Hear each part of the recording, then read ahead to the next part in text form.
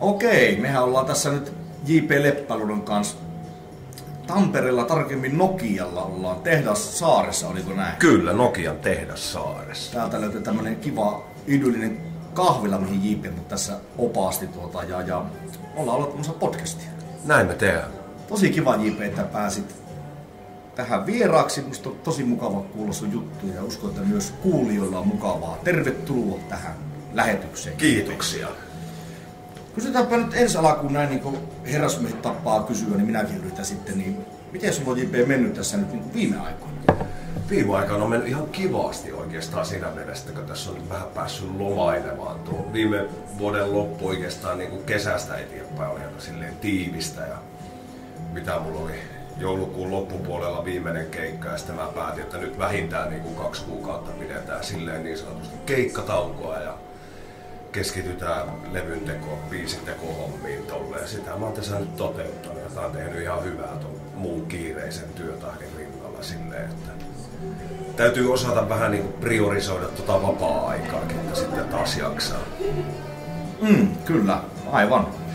Sä tuossa sanoit alkuun, kun tähän tultiin, että sulla nyt on tässä vähän tämmöistä tosiaan, niin kuin, ei ihan loppuaikaa, mutta otat vähän easin ja tuossa sitten kesältä starttailee keikkajutut ja siinä se menikin loppuvuosi Kyllä. mukavasti. Okei, siinä vähän tämmöisiä alkusanoja, niin nyt tehdään tämmönen, mikä on musta ollut mielenkiintoista aina vieraiden kanssa, niin se on tietynlainen aikahyppy taaksepäin. Okay. Sut kuitenkin tunnetaan melko pitkälle niin kuin muusikko J.P.:nä, sinä voi sanoa, niin mikä sulla oli silloin lapsena, nuorena semmoinen jutska, mikä sut sai niinku kiinnostumaan musiikista ja myös sen tekemisestä ja esittämisestä? Joo, mä luulen, että kyllä se juontuu niinku jostain tuolta. Mun isä on niinku musiikkimiehiä ollut, on edelleenkin.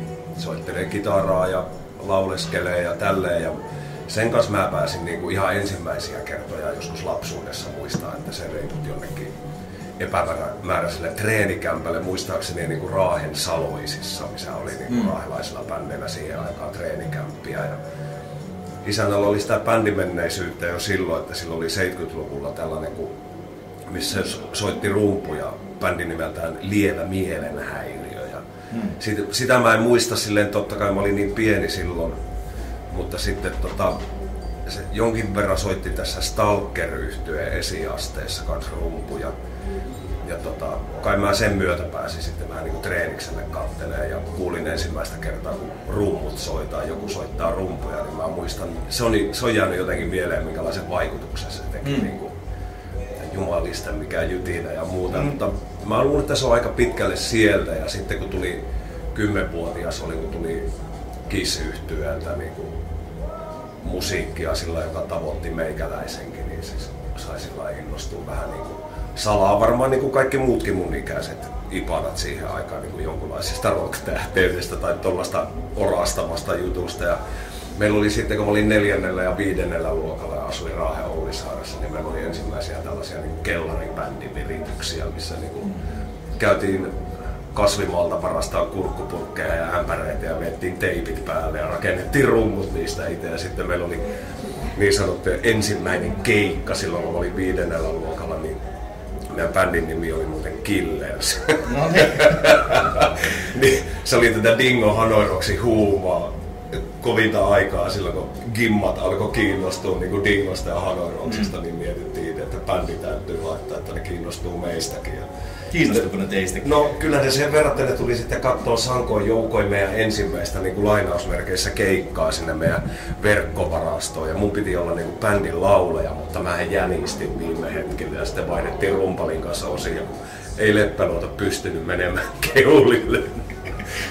Sieltä mun ensimmäiset tollaiset niin sanotut bändimuistot. Se oli enemmän sellaista, että niin kuin leikittiin bändiä. Tuskin se vielä hirveästi oikealta musiikilta silloinkin niin kuin kuulosti, mutta kyllä mä silloin jo niin kuin jotakin lehtiön kirjoittelin jonkunlaisia sanotuksia mukaan niin kuin ja tälleen. Siinä oli ihan tämmöistä niin kuin perinteistä, mikä varmaan aika monella klassikalla lähtee. Kyllä. Samankaltaisesta niin kuin olosuhteesta sitä onnistella. Joo. Leikittiin sitä bändiä sille, että tehtiin mukaan, niin kuin itse askarreltiin keikkalippuja sinne ja jaeltiin kavereille. No niin. Sieltä kai se jollakin tapaa lähti. Joo, niin just aivan. Kissi osittain siinä Kissi oli silloin aika... Tingo. Kyllä.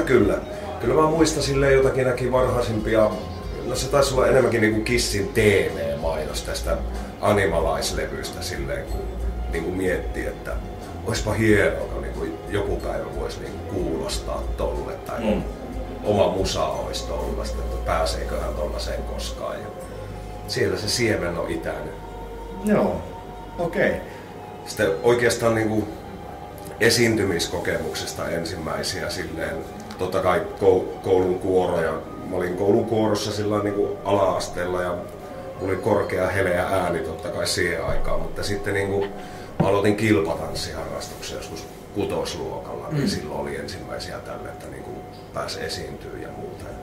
Rytmin ja musiikin kanssa siinäkin oltiin aika vahvasti niinku tekemisissä. Joo, tietoisen mielessä on varmaan toisiaan tukeneet. On ihan varmasti. Joo. Kyllä. No miten siitä sitten eteenpäin lähti sitten se musaura niinku kehittymään?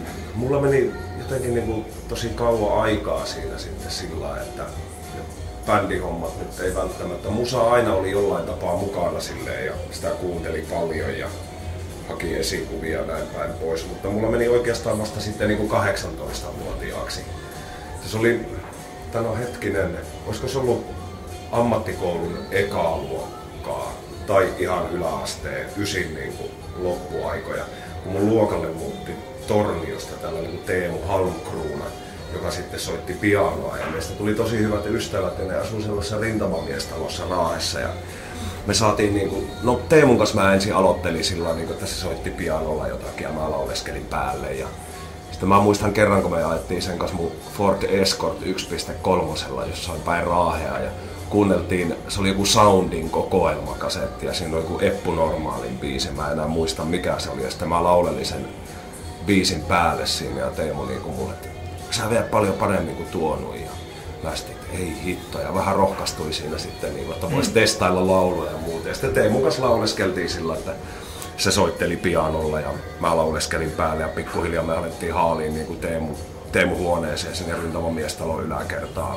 rumpuja ja bassoja ja kitaraa ja soittajia ympärille tällä ja sieltä lähti niinku ihan ensimmäiset tällaiset bändikokeilut ja se oli joku Per Gyntin Losing My Mind on niinku ensimmäinen biisi ikinä mitä ollaan koskaan saatu niinku kokonaan soitettua alusta loppuun saakka ja se oli sellainen niinku, millä tuli aloitettua tuollaista niinku bändilaulamista. Joo, aivan. Sitten sitä kautta tuli kaikkia erinäisiä niinku cover-poppoita Raahessa, millä soitettiin Pearl Jamia ja mitä näitä nyt ikinä olikaan. Kaiken näitä Ysäri-lopun grunge-bändejä, mitä sitten coveroitiin ja jonkin verran Kissiä. Ja sitten tuli eka keikko, että käytiin paikallisella nuorisotalolla soittelemaan ja muuta. Siitä pikkuhiljaa. Sitten tuli 94 armeijan lähtö ja mä olin silleen niin jo niin täynnä musiikkia tavallaan sinne armeijan lähtiessä ja kaiken maailman kapinahenkeä, että eiköhän ottaa kuukaudessa nähty ja sitten kotia armeijasta. Mutta kuitenkin mä innostuin siitä armeijan käymisestä sen verran, että sitten niin kuin sotilaspoliisiksi ja mä dikkasin tosi paljon niin kuin siellä. Ja armeijassa oli sotilaskuorossa ja heti armeijan jälkeen kun pääsin Raaheen, se taisi olla armeijan aikana jo, niin törmättiin kaupungilla Karonin rumpali Antti Karihtalan kanssa ja Antti tuli kysyä sitten multa, että kiinnostaako Karonin tulla lauleskelemaan, mutta no voi hemmet. Ensimmäinen oikea bändi, että jätkät oli kuitenkin tehnyt jo demoja ja promoja siihen vaiheessa. Ottanut promokuvia, mikä oli mun mielestä niin aivan hämmästyttävää. Sitten ei jumalasta, että pääsinkö mäkin promokuviin. Siitä se lähti niin silleen aika tosissaan. Joo, minkä verran niillä Karonilla siinä vaiheessa, kun sä olit siihen menossa, niin oli tavallaan sitä bänditoimintaa tai juttusta. Ja sä olet demoja ja jotakin promoja oli. Joo. Eikö niin, se alun perin death metallia? Oli. Joo, se on teknistä death metallia. Ja Teemu Karonin basisti örisi siihen aikaan, mutta ne halusi sitten niinku puhtaan laulaja siihen bändiin ja niinku melodisempaa siitä touhusta, niin sillä ne mua pyysi sitten siihen. Joo. Kai mä olin niinku ainoita Raahessa, joka jonkin verran laulu puhtaasti ja oli omat laulukamat. Mä luulen, että ne oli ne kriteerit päästä bändiin Raahessa. Sulla ne täytti ja bändi meni. Kyllä. Joo, okei. No miten sitten, sanotkin tuossa, että oli ensimmäinen niin sanotusti niin oikea bändi, että aikaisemmat oli semmoista tietynlaista virittelyä, harjoittelua, että ei tarkoita väheksyä, mutta jossain määrin. Juu, kyllä sitä se nimenomaan oli. Joo. No miten se Karonin kanssa lähti siitä sitten homma etenemään? Se lähti erittäin tosissaan heti sillä, että kyllä meillä oli niinku heti selkeät sävelet sillä, että lähdetään tekemään uusia biisejä ja tehdään promo, että saadaan levytyssopimus ja päästään levyä tekemään. Se oli niinku hyvin selkeä, että mitä sillä tavoitellaan. Joo. Aika pian saatiin niinku lämpärikeikkoja meidän eka promo julkaisun jälkeen, silloin te käytiin Sentesedin ja Lämpää parilla keikalla ja sitten muutama vuosi myöhemmin päästiin mukaan niiden niinku Suomen rundille ja tällä. Ja siitä sen Suomen rundin ansiosta ja johdosta oikeastaan, kun Tavastialla oltiin keikalla, niin sitten Spinefarmin tyypit hoksas meidät ja Evo tuli juttelemaan, että onko meillä levytyssopimusta. Ja siinä vaiheessa meillä oli yhdelle tanskalaiselle lafkalle jo levytyssopimus ja oltiin eka levy ja vähän toka levyäkin tehty niiden kanssa sinne, mutta sitten niin Spinefarm veti niin sanotusti meidän välistä. Sitten se lähti vähän isommalle se touhu. Joo, tuo itsekin muistan, että Karonen tuli paljon kuunneltua ja toisinaan jopa vieläkin erittäin hyvä bändi. Ja sitä olisi vähän kivasti, että useamman levy sinä teit. 5 me tehtiin Karonen, joo. Teillä oli ihan mittavia myös rundeja. Oli joo. Venäjällä käytiin paljon ja sitten oli meillä pari niin Euroopan rundia. Toinen oli Nightwishin kanssa ja toinen itekseen ja siellä täällä. No siinä on Nightwishin kanssa on käyty, niin siinä on oltu niin isoissa...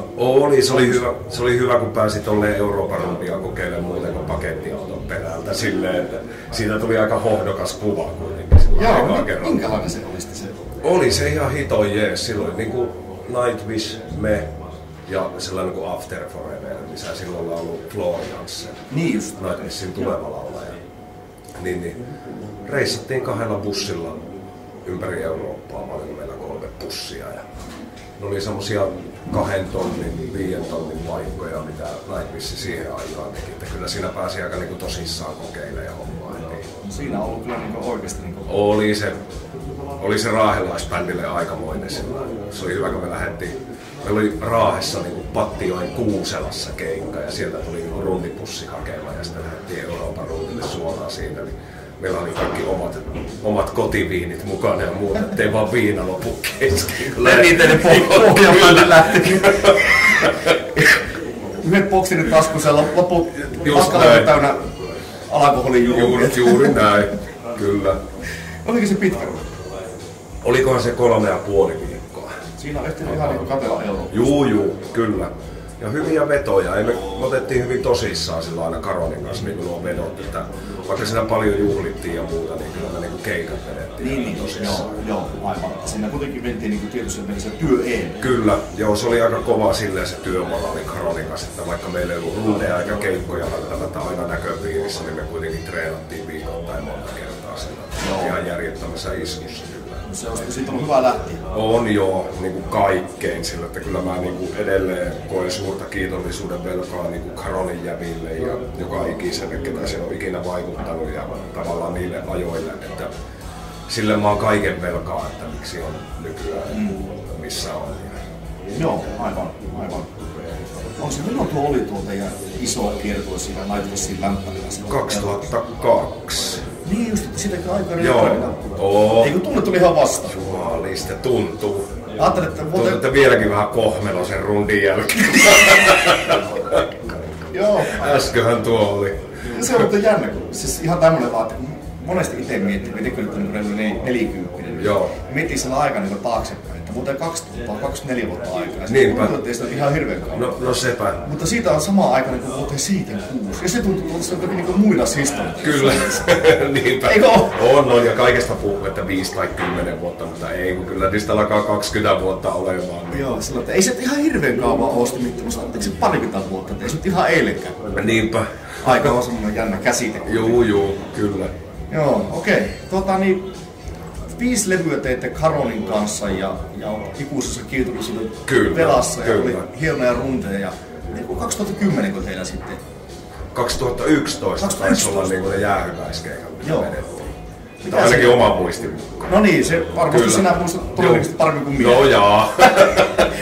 No niin, kuitenkin sitäkin on aikaa yli 10 vuotta. Miltä se mikä teidät sai sitten, kun te olitte kuitenkin kovassa nostajassa, oli hyviä levyjä, niistä tykkäsi sekä fanit että ymmärtääkseni hyvää palautetta myös niin kriitikoidenkin puolella. Joo, siinä oli ehkä se, että niinku, tavallaan Songs for the Sinners, sehän julkaistiin niinku 2005.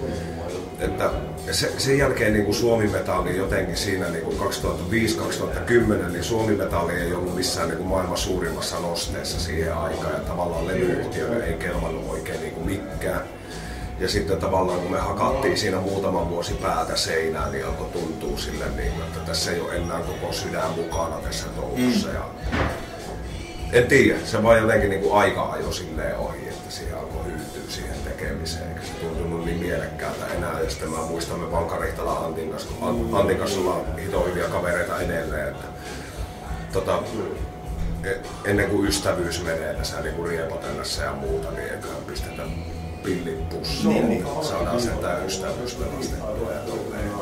Ja homma kuitenkin kunnialla maaliin. Homma kunnialla maaliin, siinä on hienot jäähyväiskeikat oli ja nyt on kiva, kun on saanut silleen niin ton mun soolobändin kanssa kuitenkin. Antti on ollut siinä kokoonpanossa soittamassa. Joo, niinpä. Ja vähän niinku biisin teossakin tossa mukana, niin se on kiva kuitenkin. Joo. Jatkaa jollain tapaa perintöä. No se on hyvä, että on perinteitä ja Kyllä. Siinä Haronilla siitä vielä sen verran, että sitten oli myös tämmöisiä niin yksittäisiä aika isoja hittobiisejä, vaikka Little mitkä sitten ihan on miljoonia katselukertaa keränyt YouTubessa ja näin, niin se varmaan kans tuntuu ihan, voisi uskoa aika hyvältä. Oli se ihan hito hienoa. Mä olin hetken, olikohan mä niinku Torniossa vielä silloin opiskelemassa, kun se Little Angel lähti silleen kunnolla. Ja, niin, oli sitä aika ihmeissä, että kun ne koulut jäi sitten siinä vaiheessa, kun alkoi keikkaa tulla perhanasti sen biisin myötä, niin oli se aika ihmeellistä aikaa silleen. Sitten mä muistan se ensimmäinen keikka Raahessa, kun tuli vähän enemmän nimeä bändille ja sitten kun oli paikat täynnä ja keikat loppuun myytyjä, niin kyllä se vähän vei niinku miestä mukana siihen aikaan. Että valehtelisi, jos väittäisi, ettei touhu olisi niinku jonkin verran päähän kilahtanut siinä hetkessä. Siinä kävi semmonenkin. Mutta sitten kyllä se nyt hanskassa pysyy ja tavallaan tälleen jälkikäteen kun ajattelee, niin on hyvä, ettei saanut kaikkea heti, koska mun mielestä tämä on kuitenkin niinku elämänmittainen matka ja musta on kiva tavallaan, että niinku oman uran huippuhetkiä elää niinku tämän ikäisenä. Niinpä. Joo, ja se on varmasti tuohon aika ja varsinkin niin perinteisemmillä metallibändeillä, niin se on pitänyt tehdä se pohjatyö siellä aika pitkäkin usein. Nykyään taas on YouTubita erilaiset niin somekanavat, missä porukka niin saattaa olla yhdellä biisillä, vaikka kun on bändikä tavallaan, niin päästä ikään kuin jonkunnäköiseen maailmantähteen, mutta ei se tuohon aikaan onnistu. Ei se niin helppoa, se oli ihan sellaista hartiavoimia sai paiskoa sitä työtä. Että oli paljon niinku, ei menty silleen niinku striimien kautta, vaan se oli niinku vanhoja kunnon metallit, Sine ja lehtiä ja muita, mihin paukutettiin haastatteluja. Mä tein varmaan satoja niitä pariinkin. Se oli koko ajan niitä foulereita ulkomaineita. Sitä on. Kyllä. Siinä kun tuli tehtyä satoja, niin tuntuiko, että satoista ittiä? Kyllä se tuntui, mutta se oli sikäli hyvä, että kun toisti ittiä, että sä teet jonkun italialaisen kanssa haastattelua, kenen englannista sä et saa mitään selvää. Niin sitten vaan laukoon ne samat vastaukset kuin edellisessä haastiksessa, niin kaikki menee läpi. Joo, kyllä. Se tietenkin. Ihan tämä positiivinen näkökanta. Kyllä. Joo. Mutta siinä te sitten päätitte laittaa pillit pussiin ja veitte sen viimeiseen kiertueen sitten siinä. 2011. Joo. Minua korjattiin. About. Joo. Niin, about. Miltä se tuntui lähteä semmoiselle viimeiselle kiertueelle, kun tiesi, että tämä on tässä Last Dance? No kyllä se tavallaan oli niinku aika helpottavaa. Joo.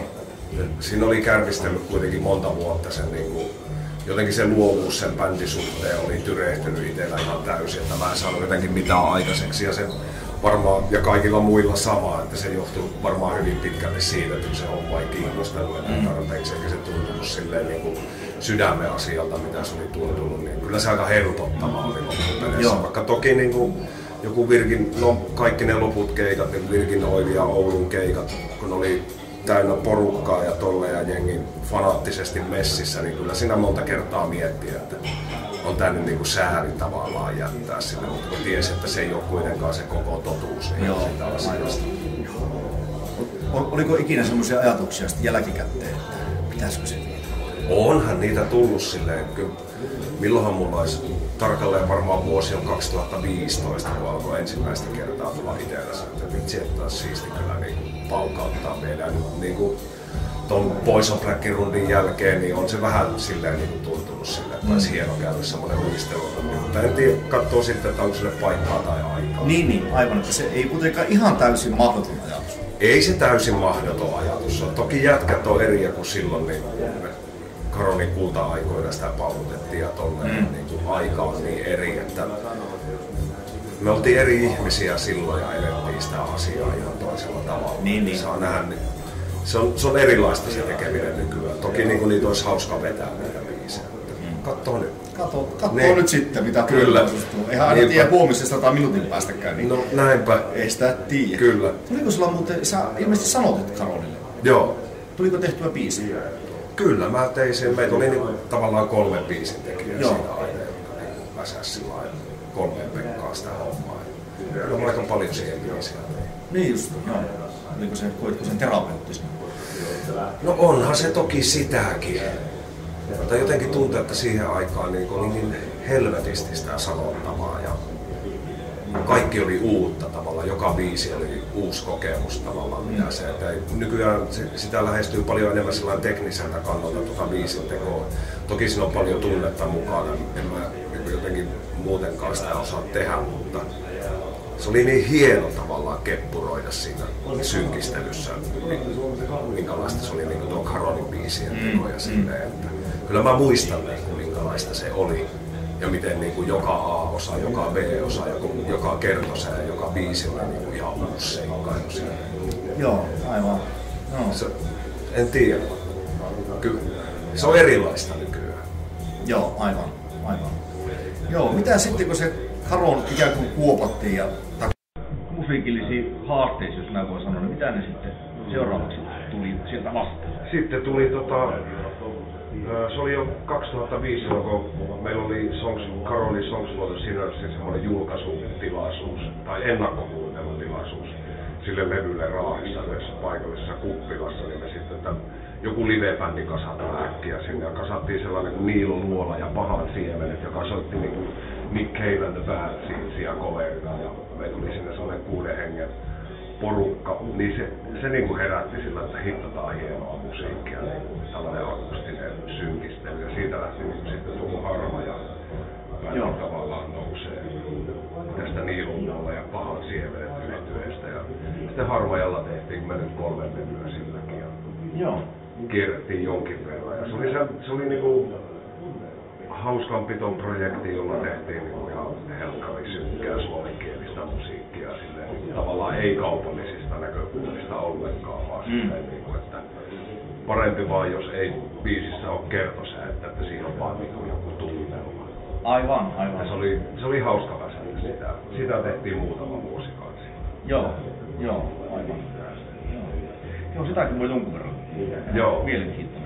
Kyllä. On tosiaan vähän semmoinen erilainen. Juu, kyllä se oli niin sanotusti terapeuttinen itselle. Mä elin kyllä siinä, silloin kun Harmajaa tehtiin, niin oma elämä oli niin saakeli synkkyrällä ja solmussa, kun pystyy olemaan niin kuin henkilökohtaisella tasolla. Sitten paljon mä niin kuin purin siihen projektiin niin kuin kaikkea muuta kuin musiikillista juttua silleen, että se oli oikeastaan niin kova hirveä sekoilua omassa elämässä ne vuodet, kun Harmajaa tehtiin ja tälleen. Mutta sitten tuo oli niin kuin siinä hauskanpitoprojektina kuitenkin, missä oli hyviä kavereita ympärillä tälleen. Että se perustui kaikkeen muuhun kuin siihen, että sillä niin kuin olisi haluttu saavuttaa mitään hirveää suurta. Ja siinä me kyllä niin kuin onnistuttiinkin. Aivan, niin just. No. Kyllä, kuitenkin erilaisia projekteja on varmasti kivaa tehdä, jos joku ei ole ihan toistensa kopioita. Kyllä. Se on aika tylsää. Joo. Semmoinen. Ja kyllä siinä niinku muutamia vuosia silleen meni, että en mä oikein silleen ollut kartalla, että mitä mä haluan niinku tavallaan ton musiikin kanssa tehdä ja mikä musta yleensäkään tulee isona. Mä olin siinä ihan niinku normipäivätöissä ja tolleen, kunnes sitten niinku 2013, niin mua kaveri alkoi houkuttelee tänne Tampereelle sitten edesmennyt Kimmo Blum, joka työskenteli tuossa niin Palatsi-teatterilla, tekivät musiikaalia musalle ja tälleen, niin se otti mulle sitten. Kimmo oli siihen aikaan Raskasta joulua -projektissa, niin, mikä mullakin alkoi 2005 silloin. Joo. Niin, Kimmo sitten alkoi houkuttella sitä, tuu Tampereelle tekemään musateatteria, että se on niinku kivaa työtä ja hyviä tyyppejä ja pääsee keikoille ja tienaakin ihan ok ja tolleen. Mä tein sitten vuoden verran sitä sille Raahesta käsin, kunnes niinku tajus, että jos mä haluan alkaa tekemään näitä hommia työkseen, niin sitten täytyy lähteä etelään päin, että se on joko niin Helsinki tai Tampere. Ja ei mulla oikein muuta vaihtoehtoa ollut kuin Tampere siinä mielessä, että mä dikkasin kaupungista valmiiksi silleen. Niin sitten muutettiin 2014 tänne ja musateatterin hommat paisu siitä isommalle ja sitten pikkuhiljaa aloin tekemään duo-keikkaa ja cover-keikkoja tolleen ja sitten pikkuhiljaa omaa musiikkia. Joo, sieltä kautta lähti. Joo. Aika paljon niin Blumin Kimmolle on sillä kiitollisuuden velassa siitä, että se tuo sinne teatteriin. Sitten tuli kaikkia noita isompia keikkoja ja TV-hommia ja pikkuhiljaa täällä. Se on kun tutustuu ihmisiin ja näin päin pois. Niin. Jotenkin se verkostoituminen on niin hitoa tärkeää. No on varmasti. Että sä tunnet ihmisiä, oot oikeassa paikassa oikeaan aikaan. Näin se varmasti on. Kyllä. Se varmasti on. Että ei se ihan, jos kotisohva makkua, niin oikeastaan... Ei sieltä kukaan tule hakemaan. Ei yleensä tule. Kyllä. Sinne sitä jää. Joo, kyllä. Ennen kuin mennään noihin sun solo-projektiin sen tarkemmin ja sitten, jos nyt voi projekteiksi sanoa, ja sitten siinä on just mitä mainitsit, kun tuossa on Raskasta joulua ja näitä TV-hommia näitä, ne on mullekin tosi mielenkiintoista sitten kuulla, että miten saa kaikkeen niihin niin koskaan päätynyt. Mutta mennään vielä sillä kun ennen kuin mennään tuonne eteenpäin, niin sitten sä tuon Karonin lisäksi sulla on vuonna 2003 mukana tuossa Poison Blackin Escape Ecstasy siinä debyyttilevy. Miten sä siihen pääsit? Mitenhän me nyt? Totta kai me tiedettiin Villen kanssa toisemme sieltä, kun meillä oli Sentesenin lämpäriruuni, koska se on 99 tai 2 sitä luottaa. No hommahan meni ensinnäkin siihen ruudille sille, että kun mä olin Torniossa opiskelemassa, niin siellä oli sama aikaan mun kanssa luokalla Kukkoulissa. Niin. Se otti bassoa Sentesenissä ja meistä tuli sitten kämpäkykset siellä, niin mä haluin myrkyttää. Että Karonin pitää päästä lämpää Senteseniin. No niin. Siitä tuli totta ja tutustuttiin siellä koko senaariryhmän kanssa ja Villen kanssa erityisen hyvin. Sitten Ville alkoi puuhailemaan Poison Black-projektia, niin se oli Villen silloinen, muistaakseni Villen silloinen emäntä Hanna, joka siitä sanoi, kun Ville mietti laulajaa siitä. Kysy sitä JP:tä. Sillähän on semmoinen matala ääni, kun Ville halusi tietysti laulajaa. Sitten se soitti mulle yksi päivä, mä olin Torniossa jossain kouluhommissa ja mun velipuoli on nimeltään kans Ville. Ja sitten mä luulin, että velipuoli soittelee silloin bändiin. Sitten silläkin on bändihommia ja tälleen toki, mutta sitten mä ajattelin, että ei, tää on laihia, että se kysyy vaan bändiä. Senaarina oli niinku elikunta-aikaa, just niin silloin ei oo todellista, mutta helkkana. Se oli ihan hiton mielenkiintoinen projekti. Mä tikkasin niistä biiseistä heti, niin tää oli ihan jotakin muuta. Joo. Kyllähän siinä on niinku semmoista, se on jotenkin tosi hieno levy. On ihan saakeli. Nyt kun sitä kuuntelin pitkästä aikaa sitä rundia itsekin, mitä helekkaa, että on aika tajuttomaisia sävellyksiä. Joo, ja sitten siinäkin on semmonen, että siinä on mitkä ei semmosia ihan tavanomaisia. Ei me kaikki niinku sillä samalla kaavalla. Juu. Ehkä se on kuin Villen tyyli säveltä vähän semmoinen. Kyllä, joo. Mutta joka tapauksessa ne teitte sen levy ja sehän oli tosi hieno levy. Joo. Sekin sai hyvän vastaanoton. Joo. Sekä Aneilta että kriitikoilta ja sitten te vissiin jonkun runnikin kävitte siinä sen perään tykässä. Joo, siinä oli Suomen keikkoja aika paljon ja sitten oli Euroopan runni. Se oli muistaakseni nimeltään sellainen kuin Christmas Hell Tour. Mä en muista sitä tarkkaa vuotta, mikä se oli. Olisiko se joku 2003? 2004. Sitä se varmaan on. Silloin 2003 se levy tuli. Siinä se on ollut 20 vuotta. Joo, se oli niinku semmonen yhteisrundi. Siellä oli semmonen ruottalainen Passenger, jossa lauletaan ja yhdistetään In Flamesin laulaja. Ja sitten oli Lacuna Coil ja Moonspell. Ihan saakelin kiva rundi. Se oli kans joku 3 viikkoa. hyviä keikkoja, taustapitoa. Kyllä, perinteistä. Perinteistä. Joo. Sä olit siinä se yhden levyn mukana. Oliko se tiedossa, että se on vaan se yhden levyn? Oli. Sen kiertui ja sitten niin jatkaa? Joo, kun mulle oli jotenkin niin kaikki kaikessa nuo Karol-touhut ja oma leiri silleen, niin me sovittiin heti Villen kanssa, että tää yksi levy ja nämä rundit pitää tulee sen myötä ja sitten niin jatkaa Karolin parissa. Kyllä. Aivan. Näin tehtiin. No sekin meni sitten niinku puhuttiin. Se meni niinku hyvinhän se menikin. Kyllä, joo, kyllä. Joo, sitten näihin soolo-juttuihin takaisin, kiitoksia JP tosta. Mennään vielä hetkeksi taas. Kyllä, totta kai. Niin sä tosiaan tänne Tampereelle tulit ja sieltä alkoi pikkuhiljaa sitten tekemään musiikkia ja verkostoitumaan ja alkoi asioita tapahtua. Mitä siinä sitten niin seuraavaksi? Mä tein eka sinkun, mä en nyt muista tarkkaan vuotta, ehkä joku vuosi 16 paikkeilla silleen, kun tein Universaalille yhden sinkun sillä, että testattiin niin tuottajan kanssa. Minkälainen. Se oli sellainen biisi kuin Purppura ja mä tiedä, onko tää välttämättä sitä mun tyyliä ja jatkoi sitä hakua vielä niin kuin sen jälkeen ja halusin enemmän itse särentää biisejä ennen kuin lähtee tekemään. Ja siinä se oli semmoinen hidas marinoituminen, että paljon mä tein niin kuin ensin hartiahommia silleen, että ihan vaan niin kuin mies ja kitara, sellaisia niin kuin soolokeikkoja ja kaiken näköistä silleen. Tein ihan vaan musiikkia työkseni, että saa leivän pöytään. Ja sitten alkoi tulla kokea niin kuin parempia keikkoja tolleen ja tilausta vähän siitä, että voisi julkaista omaa musaa enemmän. Sitten tuli tuo ensimmäinen soololevy ja toista perään. Ne on mennyt vähän silleen nopsaan viime vuonna. Joo, kyllä. Miten sä päädyt siihen Raskasta joulua? Se oli olisiko se ollut sitten 2004 paikkeilla about. 2005 Korhosen Erkka mulle soitteli siinä.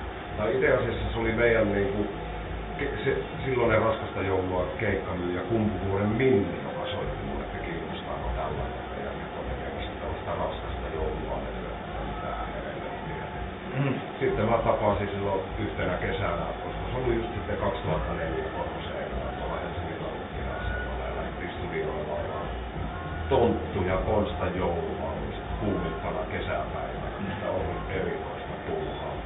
Hienoja sovituksia ja ääni pääsi hienosti mun mielestä oikeuksia. Oli miettinyt, että mitkä biisit mulle hienosti sopii siinä.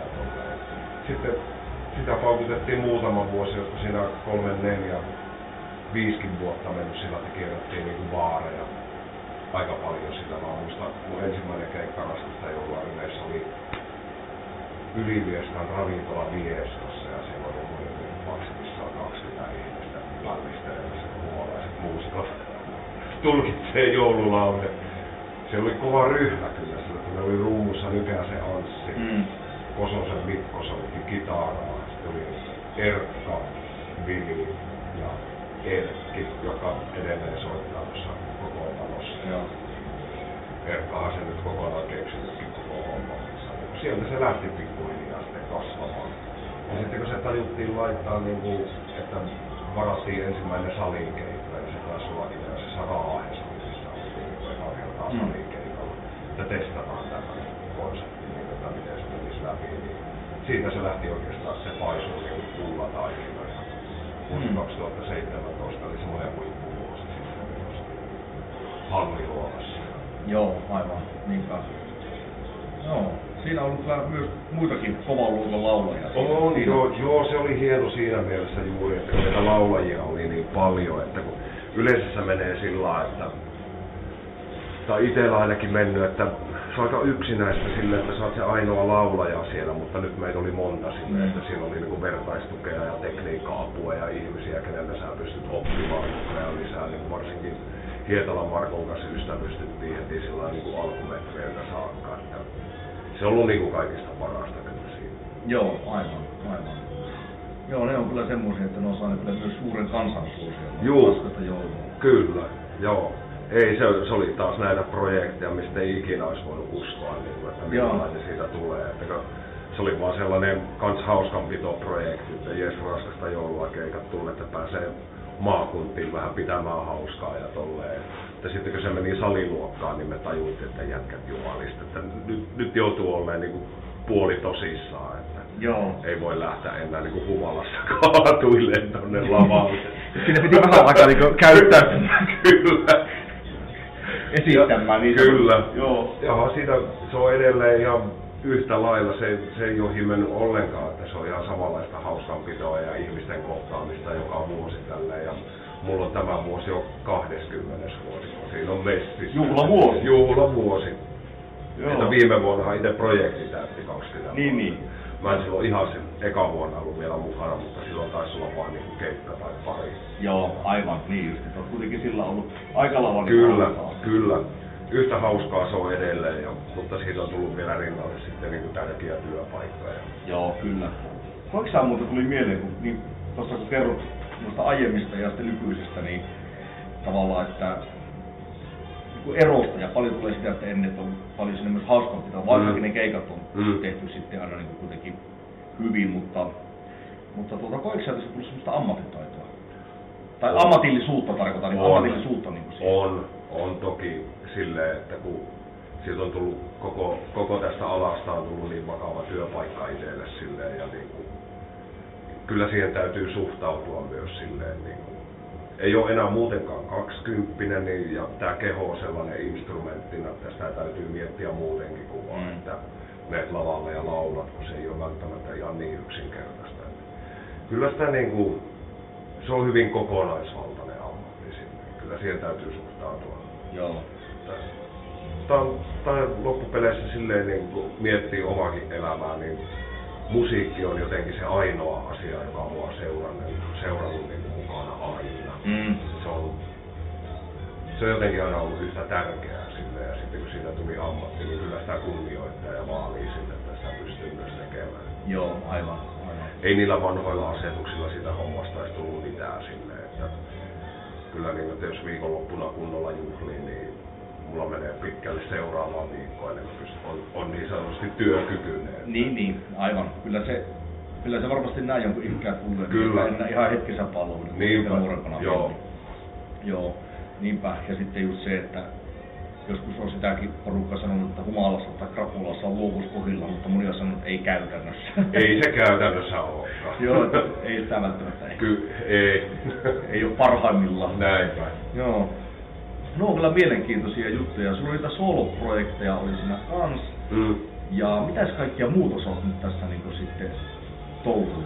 No tässä on tullut vähän vaikka niin mitään sitten, että no vakavasti otettava totta kai tuo raskasta joulua ja oma soolo-ura tolleen, mutta sitten on tullut näitä, nyt pari kautta jo tehnyt Elämäni biisi hommaa ja en tiedä sitten mitään myötä tuo tuli, mutta nyt mä olin se viime vuosi niin maaliskuussa, niin mut pyydettiin laulaan tuohon Yön 40-vuotis keikalle ja sitten yhtäkkiä kävi sillä lailla, että siinä olikin suurin vetovastuu mulla ja Suvi Teräsniskalla, että me mentiin vähän niin kuin puoliksi sinne biisit ja sitten siellä oli vielä muutama muu vierailija, Herra Ylppö, Pauli Hanniniemi, Jay Lewis, jotka esitti myös muutaman biisin siellä, mutta silloin alkoi keikalla tuntua, että jumalista, että tuntuu jotenkin hyvältä vetää tätä matskua, että niin voisi omia biisejä ja omasta elämästä nämä tarinat, että miten mä niin kuin aikaisemmin olen tätä hoksannut. Ja sitten kun se keikka oli vedetty areenalla, meillä oli jatkot sitten siinä läheisessä pubissa niin kuin tämän bändin kanssa ja siellä ne on niin kuin kysyi multa, että mitä sä oot mieltä siitä, että jos näitä tulisi lisää, että onko käytettävissä. Totta helekkarissa, että jos pyydetään, niin se tuli aika pian sitten se pyyntö ja keikkoja alkoi tulla kalenteriin, niin sitten ensi kesänä alkaa pidempi rundi Yön kanssa tehdään nuo Suomen suurimmat festarit. Joo, se on kans kyllä ollut mielenkiintoista. Tuo tuli vähän niin kuin takavasempaa silleen, että no, tää on kyllä sellainen tilaisuus, että ei näitä kai kovin monesti raahelaiselta kysellä, että kyllä mä tähän niin kuin tartun, että mä oon niin monesti urani aikana sanonut ihmisille ei jostain kummasta periaatteesta ja sitten katunut niitä myöhemmin, että kyllä mä niin kuin tämän korvin katon. Joo, aivan. Mä oon pieni hetki. Joo, siinä ei varmaan ihan ole tosiaan joka raahella sitä puettu niin. yöhön laulamaan. Että se Joo. on kyllä niinku, mistä se niinku sitten tuli? Kyllä se tuli tosta, niinku, ne innostui itse siitä touhusta, kun treenattiin ja tehtiin se Nokia-areenalla se 40-vuotiskeikka, että kuinka luontevaa tavallaan se meidän niinku kanssakäyminen oli ja se meidän yhteissoitto ja kaikki tommonen. Ja näki, että jätkäkin innostui uudelleen tosta niinku bänditouhusta, että ei hitto, että tää pitää saada tien päälle. Joo. Siitä se sitten lähti. Joo, kyllä.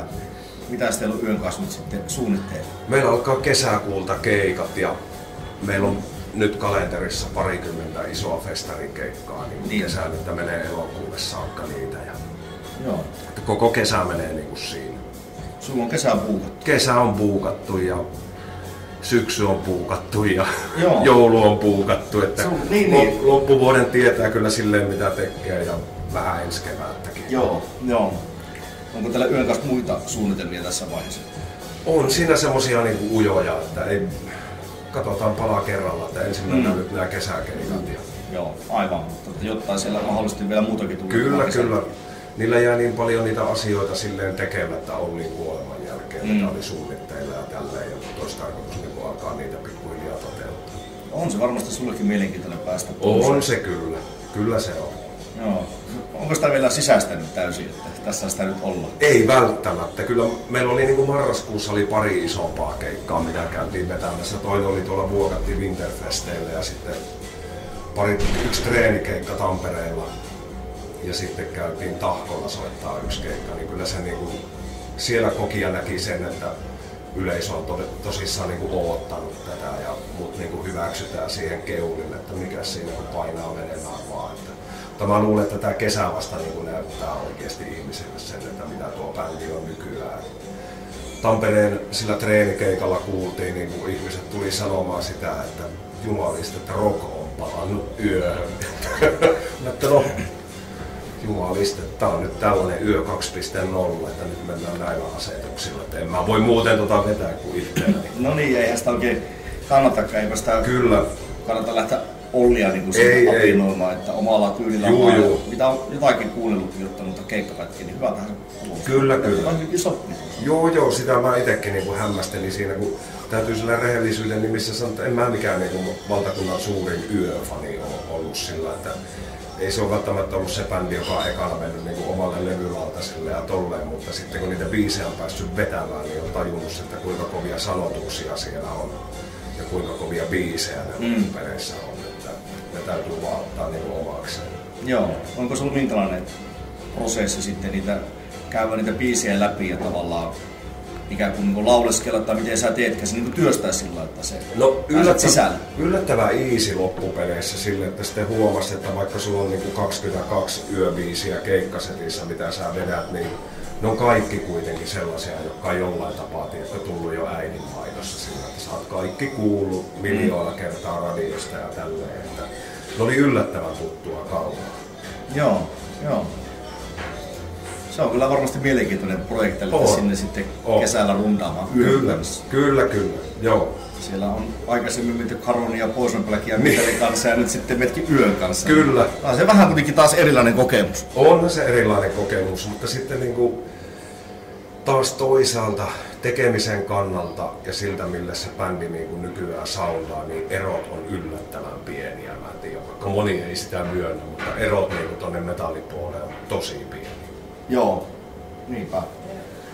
Joo. Melodia kentällä mennään täysin samalla alueella tavallaan ja biisirakenteella mennään samalla kentällä. Joo, niinpä. Että ei kuitenkaan tietoisen mielessä olekaan niin iso harppaus. Ei se niin iso harppaus, mitä ihmiset saattais luulla. Joo. Että nyt ei muuta kuin vaan yö sydämeen ja keikoille. No niin, kyllä, just näin se on. Se on just näin. Miten muuten kun viime syksynä teitte sen Poison Blackin juhlakiertueen, niin minkälainen prosessi tai projekti se oli? Se oli ihan mahtava, kun ne oli ihan niinku... Mun ei tarvinnut hirveästi edes sanoja muistella sille, että ne kaikki oli jossain tuolla kuitenkin niinku pikkuaivoissa edelleen jäljellä ja biisin rakenteet ja kaikki tolleen, niin se oli ihan alusta asti vaan sellaista niinku nautiskelua. Joo. Mistä se lähti tämmönen idea, että muistatko? Poison Blackin rumpali Tape mulle siitä soitti, että kun siitä ekalevystä oli tulossa, tai tuli 20 vuotta täyteen, että pitäisikö pari juhlakeikkaa niin vettää sen kunniaksi, että kiinnostaako alkuukaan. Että totta helvetissä. Että sitten sovittiin, että tehdään Helsingissä yksi ja Oulussa yksi keikka, että Cantagrowissa tai Toppila-klubilla. Ja sitten joku Helsingin On The Rocks tällainen. Ja sitten kun me laitettiin ne keikat myyntiin, niin nehän meni On The Rocksilla niin kuin minuuteissa loppuun, että kyllä näitä tarvitaan missään. Ja sitten siitä tulikin pidempi tollainen rundi ja kaikki meni käytännössä loppuun ne keikat, niin se oli ihan mahtavaa lähteä tekemään, kun tiesi ennakkoon, että sillä on paikat tuloksissa. Kyllä. Niin kyllä mulla oli se, en mä muistan niin onko pitkään aikaa ollut tollaista, tiedätkö, vanhan liiton kihelmöinti, että voi jumaliste, kun pääsis jo keikoille vetämään näitä biisejä. Kyllä se oli tärkeää niin itsellekin silleen, kun kävin ne keikat tekee ja huomasi sen, että jumaliste, että näistä asioista se on niin koko tää touhu lähtenyt liikenteeseen aikoinaan niin Karolillakin, että nämä on niin ne juuret. Että tätä ei saa unohtaa. Se oli vähän niin kuin painunut itsellä unolla, mutta niin kuin sitten kun pääsin niitä biisejä vetelemään, niin muistin, että nämä on ne mun musiikilliset juuret. Täältä kaikki lähtee. Joo. Ja sillä se niin kuin lavalla tuntuikin. Se oli kuin kotona siellä ja niin kuin taas sitten se metalliyleisö ja muuta. Että ai niin, että nämä on nyrkit pystyssä koko ajan. Ihan mahtavaa. Joo. Kyllä. Minkä verran te reinaalitte ennen sitä, niin lähditte sitten itse keikoille? No sillain ammattimuusikon näkökulmasta, mitä mä mukaan niin kuin nykyään on, niin kohtuuttoman paljon. Mutta se oli hito hyvä sillä, että siinä ei jäänyt mitään kysyttävää sillain eka keikasta lähtien, että se oli niin valmiiksi treenattu. Että oli meillä varmaan siinä, jätkäthän treenasi varmaan sillain niin kuin kuukauden siinä. Niillä oli useammat treenit, mutta mä kävin sitten Oulussa silleen, että oli 2. Joo. Ja sitten ennen sitä Cantagrowin keikkaa vielä niin kuin 1 treenit. Niin just. 3 silleen niin kuin kunnon settitreenit ja sitten treenailin totta kai silleen, että sanat on varmasti päässä. Aivan. Kotona ja ihan vaan niin kuin kuuntelin biisejä ja fiilistelin. Joo. Kävin ajatuksissa, niin se on niin kuin itselle tuo mielikuvatreenaus on jotenkin kaikista tärkeintä sillä, että mä saatan mennä niin kuin päässäni läpi sen koko setin sillain kuuntelematta niitä biisejä, mutta niin kuin ajattelen ne kappaleet läpi tavallaan silleen, kuvittelen sen tilanteen, kun mä oon lavalle ja niitä biisejä tehdä, että tässä on tota ja tässä on tota ja tässä mä teen tuota ja tässä mä teen sitä ja tässä on mahtava huudatuspaikka. Ja niin kuin se on mun mielestä yhtä tärkeää kuin se, että sä treenaat treenikämpällä bändin kanssa niitä biisejä, koska niin kuin, sitten kun se on ajatuksissaan käyty läpi se koko homma, niin sä oot tavallaan jo niin kuin tehnyt sen kerran. Aivan, niin just. Joo. Sille mä hyvin paljon niin kuin muutenkin treenaan noita asioita, että mä vaan ajattelen sen läpi. Joo, aivan, niin justi.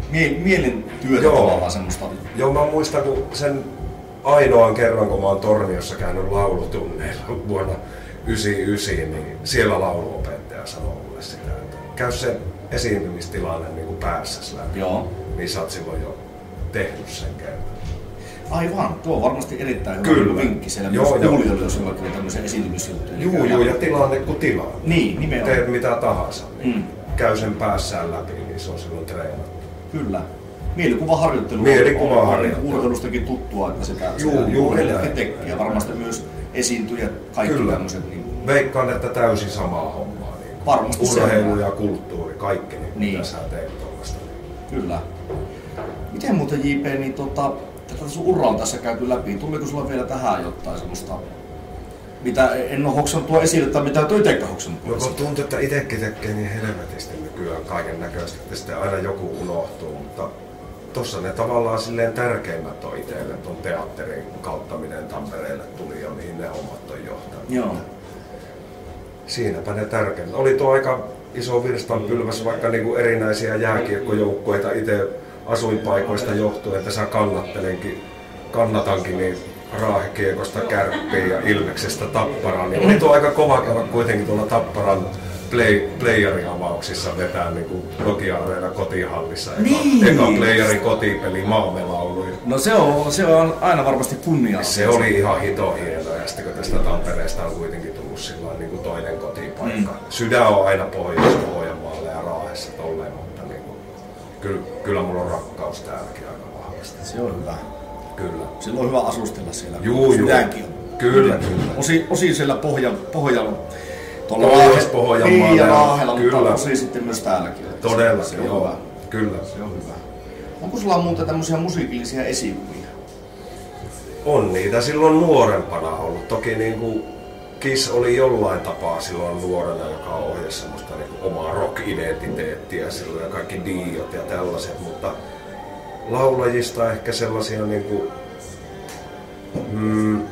on tällaiset Faith No Moren Mike Patton ja Edge of Sanityn Dans Vane on mulle aina ollut kova tuolta Ruotsista ja sitten Paradise Lostia ja totta kai Peter Steele, Typhoon Negativeista ja tällaisia kovia. Joo. Sekin on silleen, että ei se ole oikein niinku iskostunut hirveästi kehenkään, ketä mä haluaisin apinoida. Kun mulla on jotenkin niin vahvasti aina ollut oma soundi silleen, että mä oon hyvin varhain hoksannut, että mä en välttämättä pysty tekemään asioita, mitä tekee Bruce Dickinsonit ja tuollaiset korkeampaan menevät tiepäät. Ja tuntuu, että heavy metalli pyörii hyvin paljon sen ympärillä, että kuinka korkeaa sä laulat. Ja mä oon huomannut, että mulla on tää oma soundi ja tällä pystyy tekemään tiettyjä juttuja. Että sitten niin se voi olla kuka vaan laulista sillä mistä joka tekee jotakin makeita juttuja, että miten tuo tekee tuo, niin tosta voisi napata tollasia ja tollasia, voi olla mitään vaan.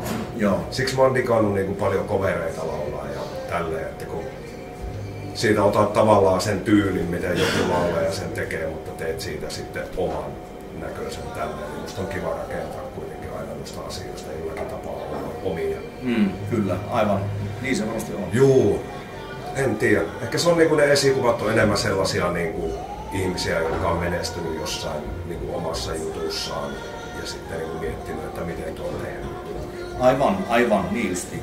Ja se on varmasti just niin kuin tärkeää, että vaikka on niitä esikuvia ja vaikka sieltä onkin jotakin semmosia niin kuin, vaikka lauleekin, kenen tyyli se tykkää näin, mutta sitten kuitenkin löytää ja hakee niin kuin se oman tyylin, millä mennä. Niin kuin puhutkin siitä, että sulla on tietynlainen ääniala, jolla on tuossa tietynlainen, että, kyllä. Näin, että se löytää ne omat vahvuudet, millä se omaa niin musiikillista antia ja laulamista niin kuin tuottaa. Juuri näin, joo. Ja siinä saattaa niinku, mä ollut ehkä huono juuri tämän oma äänialanikin takia siinä niinku matkimisessa ja tollasessa, että miten lähtisi niinku toteuttaa jotakin tyyliä, mutta tavallaan on kokenut, että se ainoa tie on niinku se oma tie, mitä voi tehdä siinä lauleena, koska niinku sekin, että sä yrität pakkomielteisesti soundata joltakin, miltä joku toinen soundaa, niin sä et koskaan ehkä löydä sitä omaa juttua. Joo, aivan. Se on varmasti näin. Kyllä. Ja tavallaan kaikilla on se oma juttu jossain, jos niinku tekninen osaaminen on sillä tasolla, että sä pystyt niinku laulaa erinäisiä biisejä ja muuta, niin kyllä sulla jossain siellä on se oma juttu. Varmasti. Nämä on tunnehommia silleen hyvin pitkälle nämä lauluhommat. Että siinä tulee just se, että luottaa siihen omaan tekemiseen. Joo, kyllä. Niinpä. Miten muuten, minkä verran sain sun ääntä esimerkiksi? Tuleeko sulla sitä niinku reenattua, harjoitettua jollain tavalla? Mä laulan vaan paljon. Joo. Sille, että mä tuun tänne, niinku vaikka ei olisi sävellyspuuhia, kyllä mä niinku paljon sävellän ja soitan ja tolleen, kun mä tuun työhuoneelle. Mä oon tehnyt sillä, että mä tuun aamulla, mä tuun aina päivittäin ja teen vähän niinku työpäiviä. Niin. Sitten välillä saattaa mennä sillä, että mä vaan kuuntelen musaa tuolla tai sitten haahuilen ympäri tätä tehdessä, niin tekemättä yhtään mitään. Tai sitten mä niin laulelen muiden biisejä. Mä saatan niin mennä tonne ja avata ääntä ja lauleskella jotakin cover-biisejä, mutta se niin kuin, että laulaa ja niin treenaa sillä tavalla paljon, koska kuitenkin on kyse siitä, lihas sekin on. Joo, kyllä. Ja sä joudut treenaa sitä samalla tavalla, kun sä kävisit niin salilla. Niinpä. Tavallaan, että ylläpitää vaan sitä. Niin joo. Siinä se on se. Sama kuin urheilijoilla. Kyllä, aivan sama juttu. Jos on kuukauden pois salilta, niin tulokset heikkenee ihan varmasti. Näin se vaan on, pitää muistella. Kyllä, joo. Joo, miten muuten niin tämmönen, jos ajatellaan vaikka keikkatilanteita, niin onko sulla jotain protokollia siihen, että miten saa vaikka ääntä avata tai valmistat, miten saat avattua tavallaan ääntä? Onko jotain tiettyjä rutiineja? On, siinä on oikeastaan aina se sama silleen, niin mä lämmittelen vähän samalla tavalla kuin, että jos mä menen salille, niin mä otan lämpöt päälle, mä punnertelen ja teen pikkusen kyykkyjä, toki ilman painoa, mutta niin sillä, että mä saan koko kehon lämpimäksi ja sitten mä otan mun puhalluspullo, jossa on semmonen, se on niin kuin normi limsapullo, jossa on tommonen 5 senttiä vettä pohjalle ja valaisen sinne pilliin ja sitten mä puhaltelen sinne pilliin niinku tein semmosia äänenavauksia. Se on vähän niinku joku taputtelisi sun hartioita tälleen näin. Ja niin. Sillä saa äänihuulet lämpimäksi ja sitten lauleskelen kaiken maailman skaaloja läpi siinä jonkin aikaa. Ja sitten raskasta joulua porukassa meillä on tullut semmoinen käytäntö, että kun meitä on parhaimmilla keikoilla se 10 laulajaa takahuoneessa, niin Kakon Tonilla on semmoinen, mitä se kuuntelee varmaan YouTubesta, semmoinen äänenavausohjelma, missä on erilaisia niin kuin äänenavauskuvioita ja tällä. Se teki sitä niin kuin muutaman vuoden itekseen siinä, kun se alkoi tarttua niin kuin rutto kaikkiin. Se tekeminen siellä, että me nyt tehdään niin kuin, että no niin, olisi taas äänenavaus ja sitten me lukittaudutaan sinne pukuhuoneeseen ja käydään Tonin kanssa sama homma läpi siinä, sitten ääni on lämpöä. Joo, ja siinä tulee varmaan teillekin semmoinen yhteinen juttu ja yhteisöllistä tavallaan jossain määrin semmoinen, että tämä on niin kuin meidän juttu. Kyllä, ja sitten jos jollakin on ääniongelmia ja tälleen näin, että miten niistä suorataan. Siinähän se tekniikka tulee, että kun niitä ääniongelmia tai oot kipeä tai muuta, ja jos sulla on lautainen tekniikka, niin sä tiedät, että miten sä ohitat. Joo, kyllä, aivan. Miten muuten, kun sä oot tehnyt tommosia pidempiä rundeja, niin onko niissä ollut ongelmaa niin kuin äänen kestämiseen kannalta? Siis joo, on ollut, mutta nykyään mä oon saanut nyt soittimen, niin täytyy puuta koputtaa, mutta nyt mä oon saanut sen kondikseen silleen. Viimeinen 3 vuotta on ollut helppoa. Että itse tavallaan silleen, että jos mulla on 2 kuukautta kestävä rundi, niin oli vaikka viime no mulla meni koko lokamarras joulu meni silleen keikolla, että mulla oli koko ajan keikkaa. Ja kiihtyvällä tahilla loppuvuoteen, niin mulla vaan niinku parani se touhu koko ajan, että kun stressi helpottaa, kun sä pääset tekemään sitä, eikä enää mieti, niin kuin, että miten sä selviydyt keikoista tai miten nämä menee, kun sä tiedät, että tekeminen on tuttua. Ja sitten jos sä oot levot kohilleen, niin mulla vaan niin kuin helpottu se touhu jotenkin. Joo. Mutta muutamia vuosia sitten mulla oli niin kuin pahoja ääniongelmia silleen, että mä aloin ihmettelemään, että mulla ei ole soitin kunnossa, koska niin se oli joka illan jälkeen, mulla oli käytännössä niin kuin ääni pois. Ja lepo ei korjannut sitä, että mulla oli ruumiin suoraan sanottuna ihan helvettiä ja sitten mä stressasin ja mietin, että miten mä huomisesta sen. Niin. Tuli sellaista taistelua. Sitten mä hakeuduin niin kuin Tampereella Taussiin foniatrille, jossa alettiin tutkimaan äänikorjaa. Siellä huomattiin niin semmoinen pieni polyyppi, joka on siis niin kuin ihan meidän laulajien ammattitauti. Että jos mennään kipeänä laulaa ja tulee haavauma, joka ei pääse kunnolla paranee äänikynnistä ja tolleen. Tai laulat väärällä tekniikalla, niin sitten mulla vedettiin se polyyppi sieltä pois ja mä treenasin 2 kuukautta. Ja siinä oli ensin niin kuin 2-3 viikkoa ihan täysin turpa kiinni sen leikkauksen jälkeen. Ja sitten mä aloin tehdä kevyitä harjoituksia ja tein niitä niin kuin 2 kuukauden ajan. Ja sitten kun mä aloin testailemaan ääntä, niin ai jumalista, että nyt tää on niin kuin uusi soiti, että tällä pystyy tekemään niitä asioita, miten tää olisi aina pitänyt toimia. Mutta se leikkaus niin oikeastaan pelasti koko meikäläisen uraa, että olisi pystynyt tekemään sitä töitä. Niin. Sen tunsin heti sen leikkauksen jälkeen, että nyt tää on kunnossa. Että nyt tää toimii äänihuulet on sellainen hankala näyttää mikrofoniin. Niin. Tää voi kuule näyttää. Tämmönen lainausmerkissä piparin näköinen. Sellainen. Mulla oli toissa äänihuulessa oli se. Niin se on semmoinen pieni millin kokoinen näppy, joka tarkoittaa sitä, että äänihuulet ei pääse kunnolla sulkeutua ja vuotaa koko ajan. Ja toinen äänihuuli joutuu tekemään aivan. Se oli koko ajan niin kuin tulehdustilassa sitten sen takia ja siksi se ei toiminut oikein. Joo, ja siinä varmasti osittain sitten on ihan tuommoiset konkreettiset ongelmat siellä, mutta myös sitten se stressikin varmaan lisää sitä entisestä. Kyllä, tosi pahasti. Stressihan on niin kuin laulajan pahin vihollinen, mitä voi ikinä olla. Siinä menee yöunet ja kaikki ja saattaa aiheuttaa refluksitautia ja kaikkea. Herkkää homma. On se sikäli, että kun aikoinaan mietti just silloin vuonna, mitä se olisi ollut? No silloin kun mä olin 18 alkoi miettiä, että mä haluan laulajaksi. Tää on varmaan helpoin soitin. Paljonpa tiesit. Joo, paljonpa tiesit. Kaikista niinku vähiten on toki roudattavaa tässä hommassa, mutta niinku, se on koko keho hommaa niinku päästä varovaisiin sitten, mikä on tullut hyvin selväksi tässä.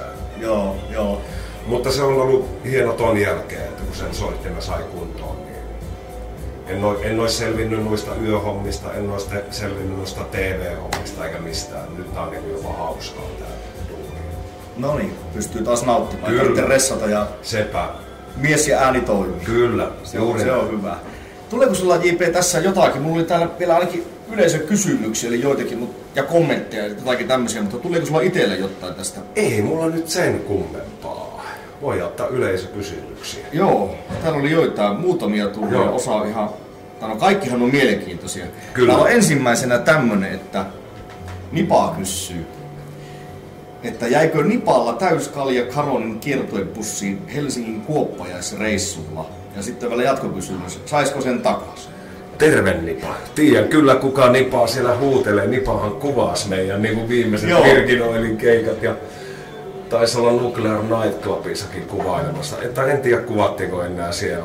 Reissuhan oli hyvin sekaava, että minä en ainakaan muista jäikö sulla sinne kaljaa, mutta Nipaa jos törmätään niin mielellään tarjoaa. No niin, Nipa on varmasti tyytyväinen Kyllä. tähän vastaukseen. Sitten täällä on tämmönen, että onko mahdollista, että Poisonplagia kuullaan jatkossakin uuden levyn tai keikkojen tiimoilta?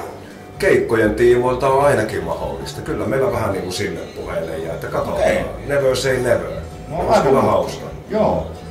Ja sitten tässä vielä jatkuu tämmöisellä comeback-hommilla, mistä mekin tuossa vähän poistiin, niin milloin Karon tekee comebackin?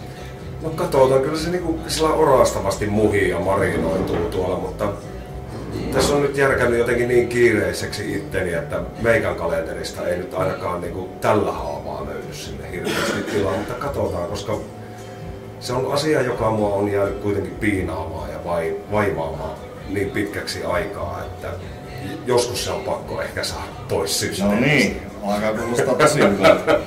Sitten tässä oli oikeastaan nämä kysymykset, mutta tosi paljon tuli niin sitä, että upea muusikko ja aivan mahtavaa, kun tulee vieraksi ja tämmöisiä. Että kyllä siellä selvästi sulla JP, niin kuin varmaan se tiedätkin, mutta tässäkin huomasin, että paljon on niin kuulijoita ja ihmisiä, jotka tykkää seurata sun uraa ja olla siinä niin jollain tasolla mukana. Kyllä, ja nämä tyypit on niin maailman tärkeimpiä sillä, että mäkin pidän moukkana itseäni siinä suhteessa. Kyllä mä paljon on niin fanien kanssa yhteyksissä oman niin somen kautta ja tolleen, mutta liian harvoin tulee niin niitä ihmisiä kiitettyä siitä, niin kuin, että ne on kuitenkin niin vähintään puolet siitä, että minkä takia tätä hommaa tekee. Että monesti kun tämäkin on sellaista, että yhtenä päivänä saatat leijailla pilvissä ja toisena tuntuu siltä, että niin ketään ei kiinnosta paskaakaan ja kaikista vähiten itseään niin koko homma, niin silloin niin aina palauttaa mieliin, että mietipä nyt vähän, että tuolla on niitä ihmisiä, jotka niin arvostaa sitä hommaa, mitä sä teet ja että sä oot tollanen taiteilija ja muuta, niin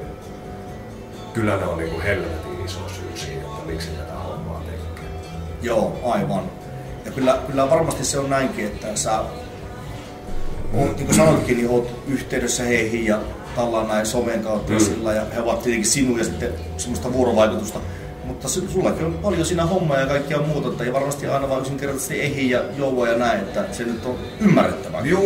Juu, mutta muistakaa ihmiset, että totta aina mun mielessä. No niin, se on hyvä. Ja mulla äiti muuten kanssa sitten laittoi oikein erikseen, että kerro terveisiä. Ai, että kerro äidille terveisiä. Minä kerron takaisinpäin terveiset ehdottomasti. Kyllä. Mutta muuten mä JP luulen, että me saatetaan olla tässä niinku homma niinku hoidettu. Suuret kiitokset, tää oli ihan mahtavaa. Kiitoksia JP, ilo on täysin minun puolellani. Mukava pönkiä vanhoja ja pönkiä uusia. Kyllä, tässä tuli vähän molempia, pikkusen nykyaikakin. Kyllä, ja kiva saa aina joku Pohjois-Pohjanmaalta Manseista. No niin, aivan. Tuli tämäkin reissu itsellekin tehtyä. Kyllä. Pääsin tänne Tehdassaareen. Kyllä. Kahvila, aivan hieno kokemus itsellekin. Kyllä. Tosi mukava sun kanssa turista. Kiitoksia vielä. Kiitoksia myös kaikille kuulijoille ja JPlle oikein hyvää jatkoa. Ota nyt vähän lunkisti, kun vielä vähän ehdit ottaa ja Kyllä. tsemppiä sitten sinne loppuvuoden kiireisiin. Kesällä lähtee. No niin, silloin lähtee. Kiitoksia kaikille ja pysykää terveenä ja huolehtikaa itsestänne ja toisistanne.